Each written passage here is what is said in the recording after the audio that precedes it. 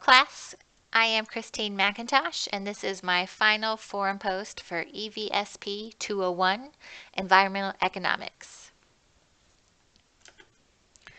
Based on the two other economic classes I've taken in the past, I was expecting this one to be a lot more technical and math focused. I was thinking we'd be calculating GDP, inflation, functions and factors of capital, aggregate supply and demand, but instead we were confronted with the true balancing act of developing a sustainable environment against society's tough and damaging demands. Something I can really take from this course and try to pass on is the value of biodiversity that we talked about early on in the course. When talking about the conservation and development of biodiversity, a lot of people are sort of like, oh, well, who cares and why does that matter? This class has given me some good ideas on how to respond to that.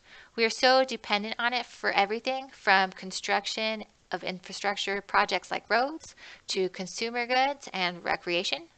Management of these resources is a difficult concept and takes many, many systems and organizations, and they all have to have current and accurate information to make the best of everything we have available. When we talked about analyzing cost and benefits in week 4, I thought there was some really easy to understand ways to measure values. The replacement and avoided cost methods made a lot of sense to me. They are pretty simple ways to help show the worth of environmental conservation methods to anyone. So now I can try to explain to someone how much value there is in protecting the local bat habitats, or how much storm breakers or sand dunes save us and weather-related damage along the coast. I feel like showing how much money people can save in the short or long run by being eco-conscious, they'd be a lot more inclined to participate. This class also brought to my attention how complicated private and public land management is when it comes to protecting the environment. An organization just can't walk up into your house and tell you to quit farming your land or to rebuild all the streams that ran dry there. The Conservation Reserve Program from week 3 is super engaging to me. They have active programs near my hometown and all over the U.S. that I would be interested in following up on and keeping track of. It's a really good way to see what kind of projects actually work and how effective they might be.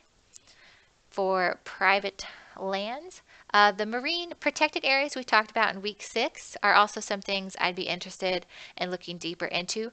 They have some really interesting projects that show the causes and effects of protection on the protected areas as well as the surrounding environments. It also really hit home how much the environmental industry in general relies on public participation. We can't just depend on government funding and everyone else's park fees to keep our systems together and our conservation efforts effective.